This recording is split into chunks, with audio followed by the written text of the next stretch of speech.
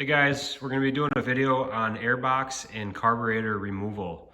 The reason for this video today is I picked up a new intake and then also a pilot jet kit from Mnnthbx. This video is going to be a little bit more in depth, actually showing what to take off. I've seen a couple videos where guys are actually cutting plastic to get to bolts. I don't like doing that. I think it's just kind of a lazy way of doing something. Plus I don't really like totally chopping, modifying things that don't really necessarily have benefit besides just destroying parts. But we'll go a little bit over about the jet kit here. The factory setting for the Navi is actually a 35 for the pilot, and the main jet is an 85.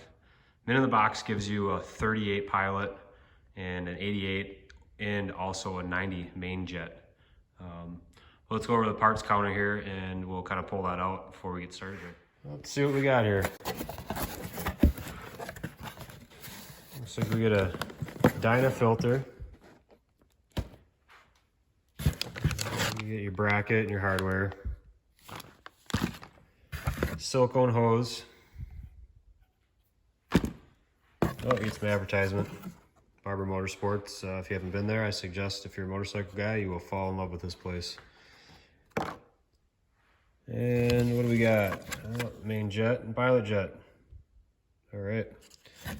So I want to tell you a little something about the Dyna jet here. If you don't want to pay the $150 and you want to make shift kind of your own deal, the only thing that's going to be hard is the bracket itself. You know, you could get cheap and find a way to do something, but you can actually buy these Dyna jet on Moto D for $40.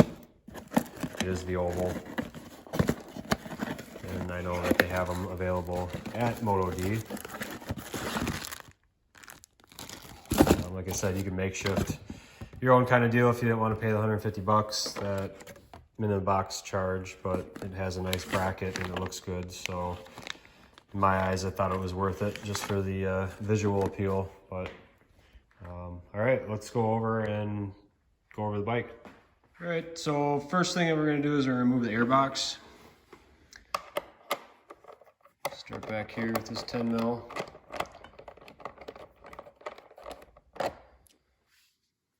And we're going to start off the bat. We're going to go right up top here. Oh, let's see, where is it? There she is.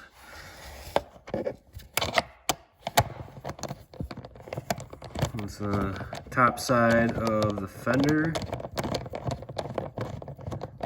Kind of right behind the rear shock.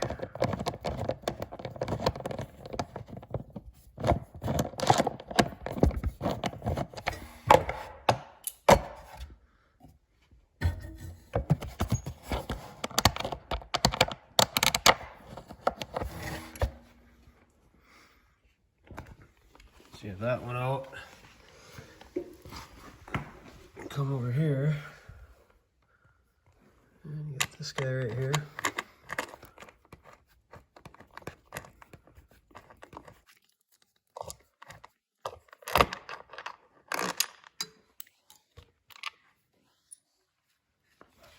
And I believe we have one more. That is going to be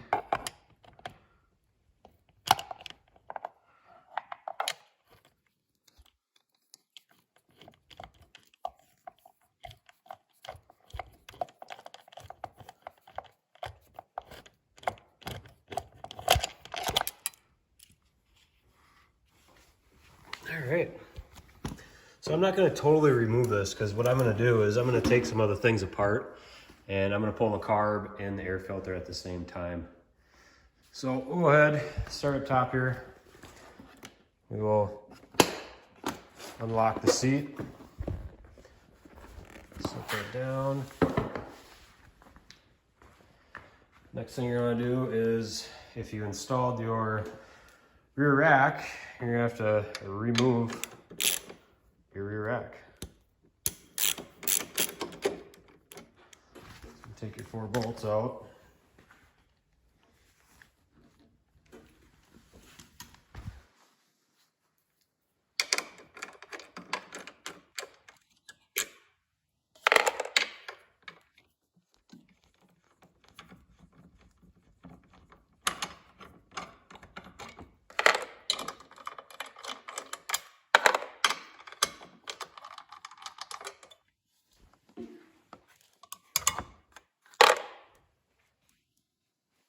mindful your brackets probably will fall as soon as you lift it. So let those sit there. All right, now that you have the rear rack off, what you're gonna do is grab a Phillips. And let's start over here actually. And you're gonna have some screws right underneath the tail section. You have 3 of them, 1, 2, and 3. Go ahead and remove those.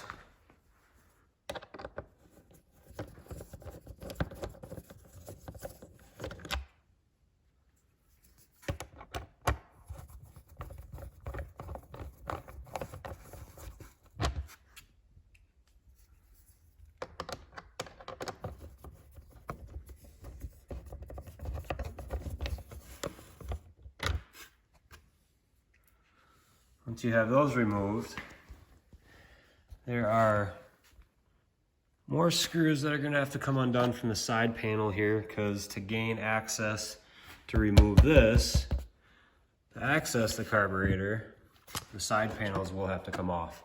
It's not too terribly difficult, it just takes a little bit more time. I think this is the better way to do it. In my eyes, there's a little bit more room. And it's not that big of a deal, just take a couple more screws out. So we'll go on the bottom side. These ones are going to be a little bit more difficult to get. If you can see down here, this one right here is actually a push clip. So you're going to want to take the center of it, push it up, and then that's just going to pull right out. And that's what you get. Then you'll have a Phillips going towards the bike next in line. So you want to take that out. And keep going up towards the steering neck. You got another screw.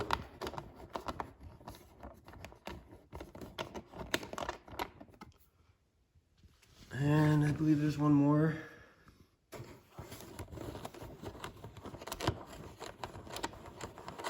On the bottom side.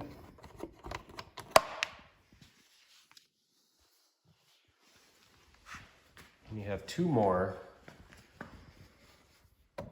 They're sitting right here on the inside.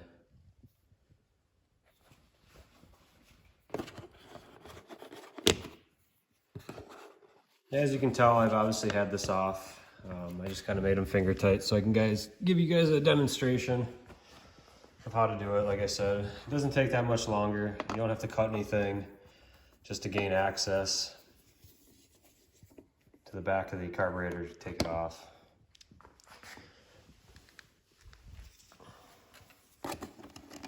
Oh, need to get the key for that.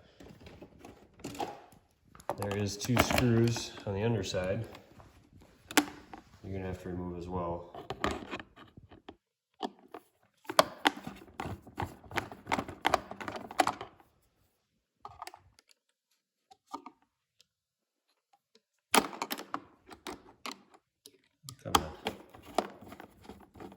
I'm just going to leave those in there because when I remove the other ones, it'll just come off as I pull the plastic shroud out.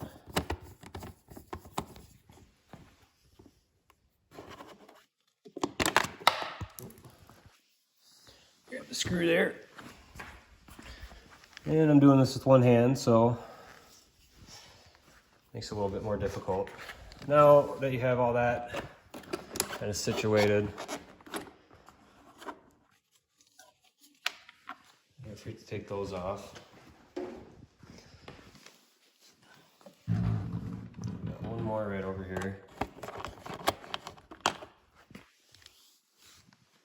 And the whole thing should come right up.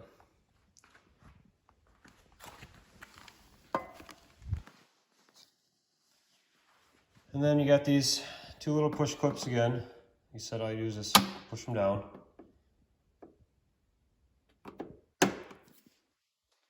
And you push them all the way through. You just pull up like so.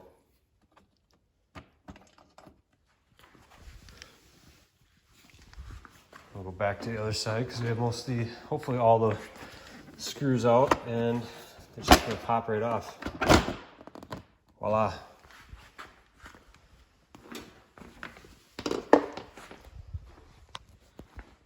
Pretty easy.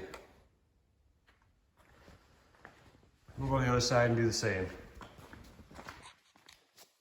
Start at the back here.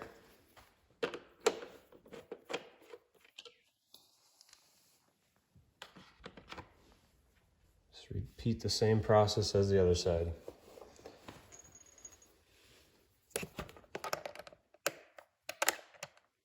Get this one right underneath here.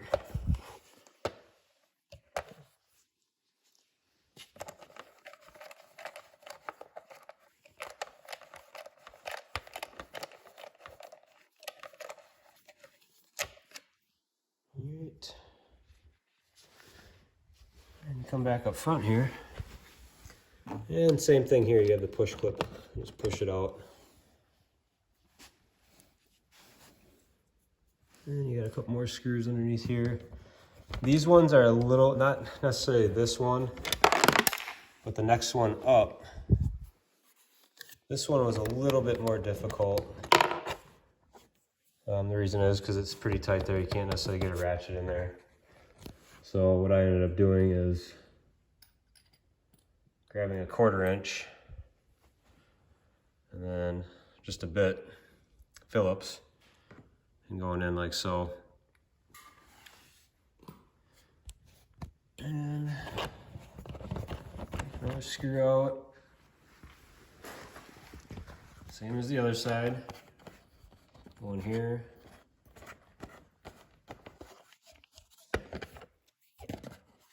One more on the bottom. And I believe we have everything to pull the other cover. So there's little push clips that just kind of pop.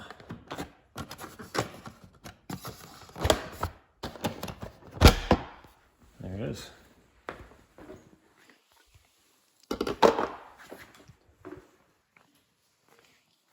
All right, so now we have that off. What you're gonna do is you got 4 more screws to take off, and we took all that off just so we could gain access to the tail, the underside of the tail.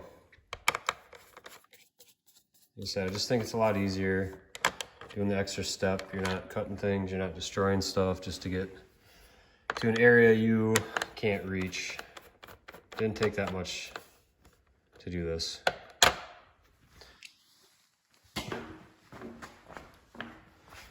Same thing on the other underside.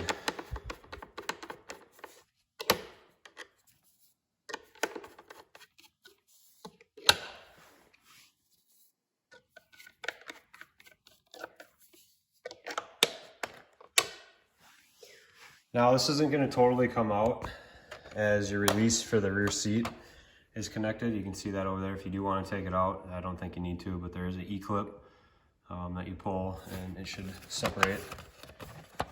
And you have just a little bit of wiggle room here. Just pull that back out of the way. Look at that. You got all that access to your carburetor, air intake, and I'm not going to have to cut anything.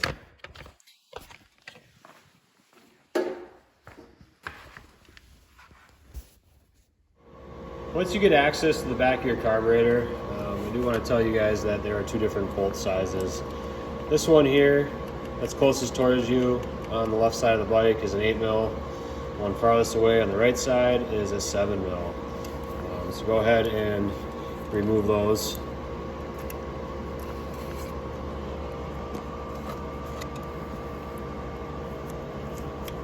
Like I said, I mean, there's enough room to get your hand in here and loosen these things. Look at all that room.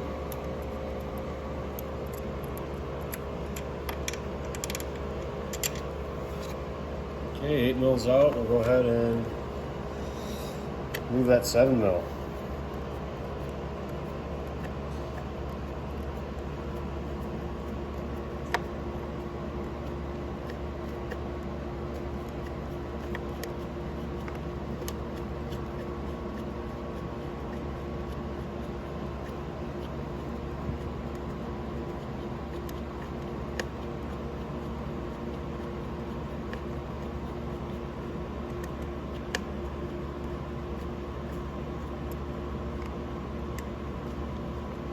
She's almost there.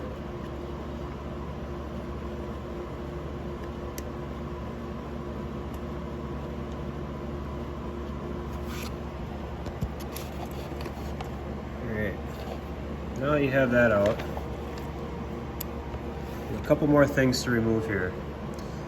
Up top here, you see the yellow marking. That is your valve set, and it connects to your throttle. There's a spring in here, so just kind of be careful when you take it out. It's not going to shoot out at you or anything, but there are some parts inside there.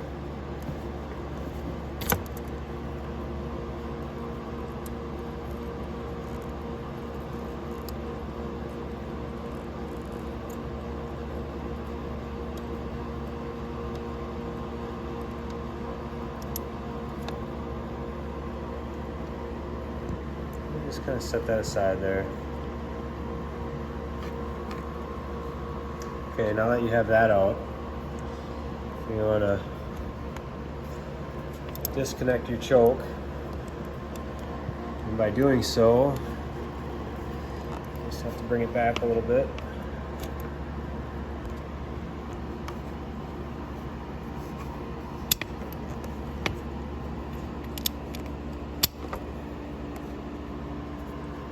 Don't forget to loosen the Phillips for that one. Let me get a longer one here.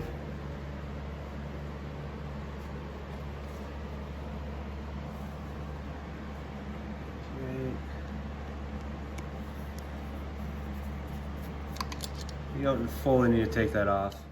Once you have your choke cable removed, next you're going to want to come down and remove where the gas actually goes into the carburetor. This is actually connected all the way up to your petcock right here. So make sure you have that off, because if it's on reserve or on, you're just going to be spilling gas everywhere. So that is a must to make sure that is off, which you should shut it off every time that you're not using the bike anyway. That's just what I do, not that you have to, but then after you remove that, you're going to come down here and you're going to have your overflow tube, which is this guy right underneath. And what you're going to do is just pull it off, and there's clamps to it. There's a clamp on here. Once you get that off, get her off here. All right. These are the clamps I'm talking about. Okay, after that, everything should come off. You do have a crankcase breather tube right here.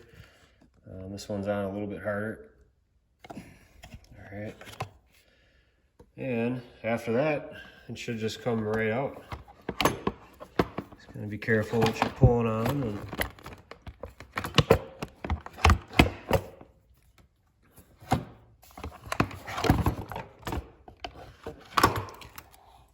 all right, and then when you pull it out, just make sure you don't tilt it towards you, because obviously there is gas in the bowl and it will tilt, or it will spill gas on you. So, but there it is, all in one piece. Wasn't too bad.